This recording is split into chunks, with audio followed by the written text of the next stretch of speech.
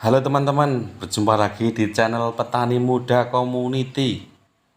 Saat ini saya akan melakukan uji coba, yaitu mencoba untuk membuat atau memastikan kita itu memiliki ide bagaimana cara membuat pupuk kompos dari dedaunan. Karena kalau didiamkan saja, keindahan daripada daun-daun yang ada di sekitar rumah kita itu bisa terbuang dengan begitu saja. Akan tetapi manfaat dari optimalisasi pupuk kompos ini bisa meningkatkan nilai ekonomi dan nilai guna sampah organik loh. Selain itu, pembuatan pupuk kompos juga memiliki keuntungan karena sangat bagus untuk menyuburkan tanah, lebih ramah lingkungan, proses pembuatan mudah, dan yang pasti murah. Nah, buat kamu yang belum memiliki dan sedang mencari ide cara membuat pupuk kompos dari dedaunan, simak video ini selengkapnya. Yang pertama yaitu pupuk kompos dari dedaunan, bisa daun kering ataupun dari daun dan batang yang masih basah seperti pada daun talas saat ini ya yang saya gunakan. Salah satu bagian penting dalam berkebun adalah pupuk. Tanaman dapat tumbuh subur, sehat, dan cepat berbuah jika ditambahkan dengan pupuk. Pupuk bisa dibuat melalui beberapa cara, salah satunya dengan pilihan daun baik masih segar, menghijau, atau yang sudah mengering. Realitanya, sebagian masyarakat masih berpikir bahwa daun hanya sekedar sampah organik belaka. Ditambah masih sedikit masyarakat memanfaatkan daun kering yang merupakan limbah dari pepohonan atau dari tanaman yang lain ada di pekarangan rumah kita. Mereka hanya membakarnya atau membuangnya.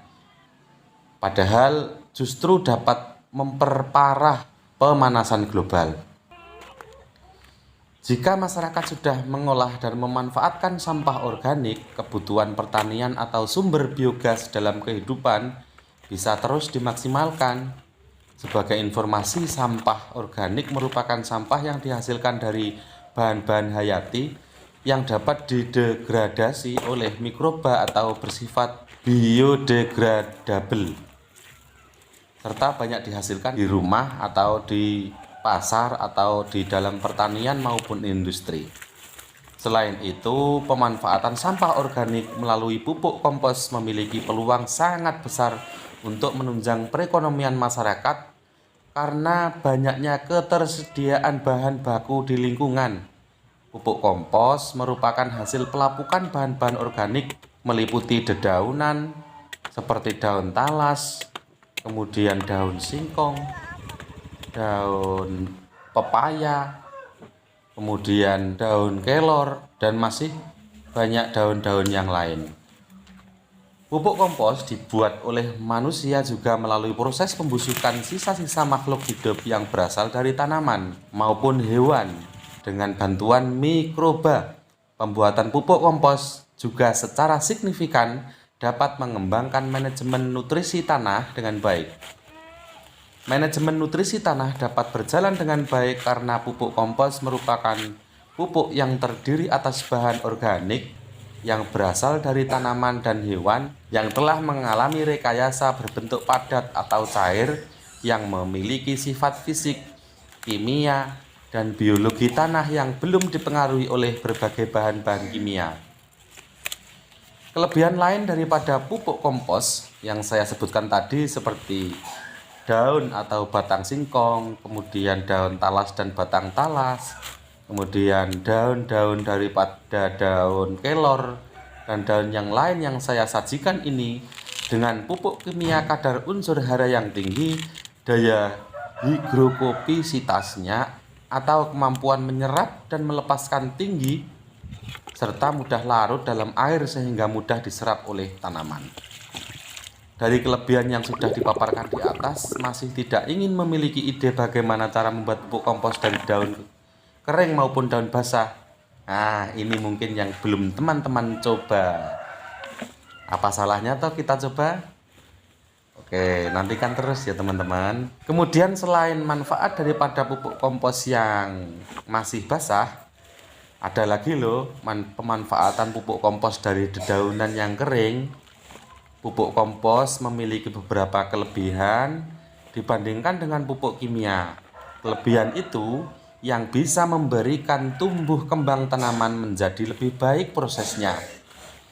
Ketika sudah memiliki ide bagaimana cara membuat pupuk kompos dari daun kering maupun basah, manfaat dari ide tersebut akan semakin kamu rasakan. Sumber ini saya lansir dari berbagai sumber. Pupuk kompos mengandung unsur hara meliputi unsur hara mikro dan unsur hara makro. Unsur hara makro meliputi nitrogen atau yang disebut N, fosfor atau yang disingkat P, dan kalium atau yang disingkat dengan huruf K. Unsur nitrogen N berfungsi mempercepat pertumbuhan vegetatif tanaman. Unsur fosfor atau P berfungsi menyimpan energi, mempercepat proses pertumbuhan bunga dan buah serta mempercepat pematangan. Selain itu, teman-teman, sahabat media sosial, khususnya subscriber para petani muda community, dengan unsur kalium yang terdapat di dalamnya itu sangat berperan dalam proses fotosintesis, mengefisienkan penggunaan air, membentuk cabang yang lebih kuat, mempercepat perakaran sehingga tanaman lebih kokoh dan meningkatkan ketahanan tanaman terhadap serangan berbagai macam penyakit. Selain mengandung unsur hara makro, pupuk yang membantu proses pertumbuhan tanaman. Semua manfaat yang terdapat dalam pupuk kompos sangatlah ramah lingkungan. Berbanding terbalik dengan pupuk kimia saat ini kita gunakan ya kawan-kawan. Pupuk jenis tersebut dapat merusak lingkungan loh sebenarnya jika diterapkan secara simultan atau terus-menerus pada lahan kita. Karena kandungan di dalamnya pupuk kimia tersebut dapat merusak unsur hara pada pH atau keasaman tanah menjadi lebih asam, serta menimbulkan pencemaran tanah akibat kandungan senyawa kimia di dalam pupuk. Kemudian step yang nomor 3 atau yang selanjutnya ya teman-teman, sebelum membuat berbagai pupuk kompos yang ada di sekitaran kita, kenalilah kompos dan pengomposan. Nah, kompos dan pengomposan merupakan dua hal yang berbeda. Kompos merupakan subjek yang dibuat dan pengomposan merupakan teknik dalam mengolah kompos itu sendiri. Seperti sudah disebutkan di awal, kompos merupakan bahan-bahan organik yang sudah mengalami proses pelapukan atau fermentasi karena terjadi interaksi antara mikroorganisme atau bakteri pembusuk yang bekerja di dalam bahan organik tersebut. Nah, kemudian pertanyaannya, bahannya apa saja dan langkahnya bagaimana?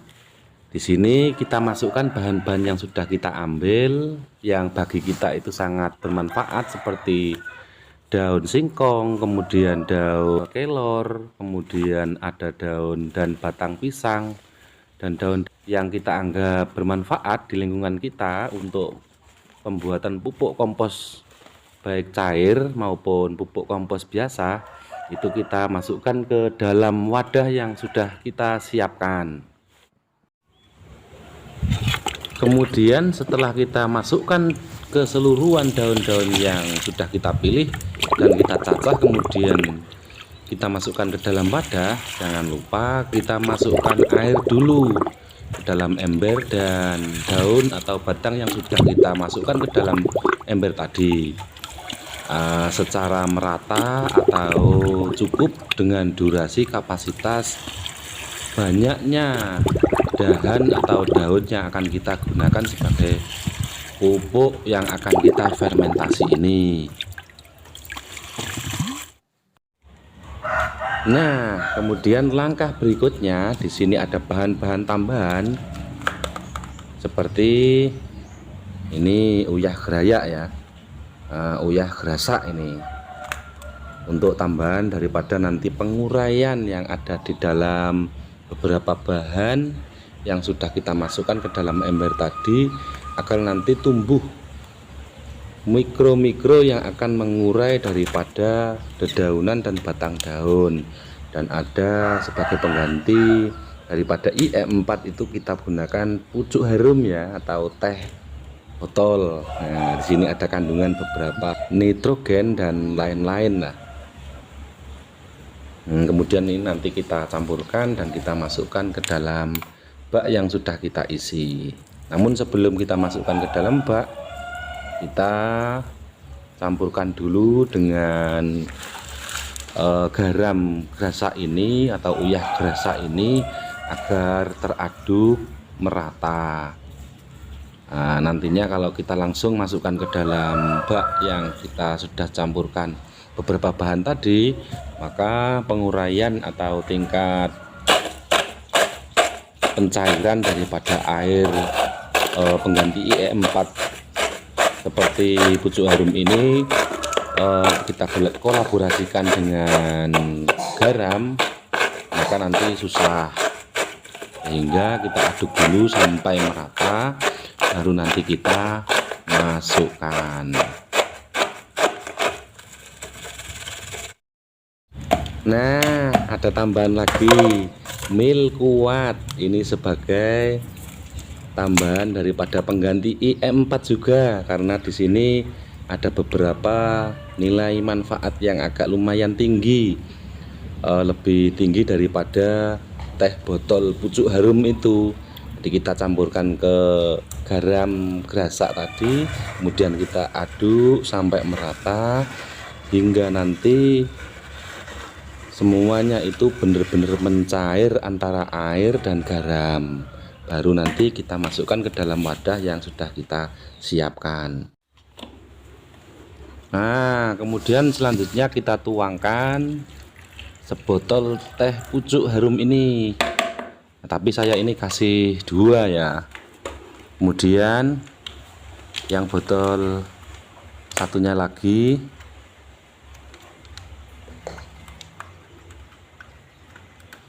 kita tuangkan lagi, supaya ini nanti menjadi bahan pengurai daripada bahan-bahan yang sudah kita masukkan.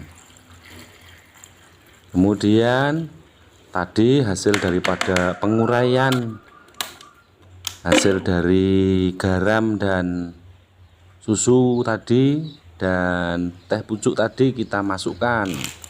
Yang sudah kita aduk merata kita masukkan.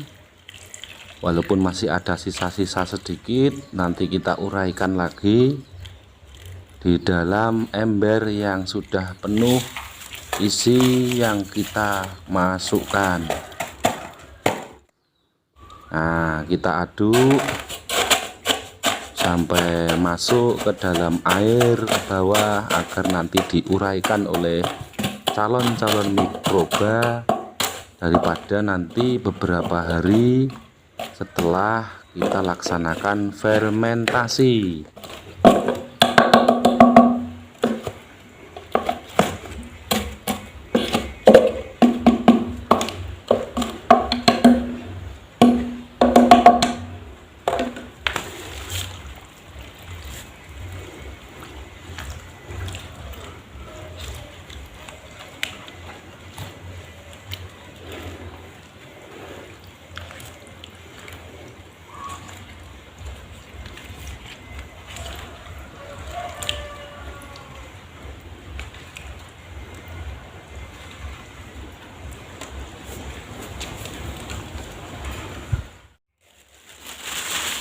Setelah semua kita sudah masukkan, pastinya kita sudah menyiapkan bahan seperti plastik dan rafia, yang kemudian kita lakukan penutupan atau yang disebut dengan fermentasi. Bisa kita lakukan sesuai kadar daripada hasil nanti fermentasi ini dilakukan, bisa 1 minggu atau sampai 2 minggu. Baru nantinya ketika sudah muncul daripada bintik-bintik atau jamur mikroba atau yang dalam ilmu pertanian disebutnya itu dekomposer, itu sudah menjadi beberapa bakteri-bakteri mikroorganisme yang baik untuk kita aplikasikan ke dalam lahan atau tanaman kita.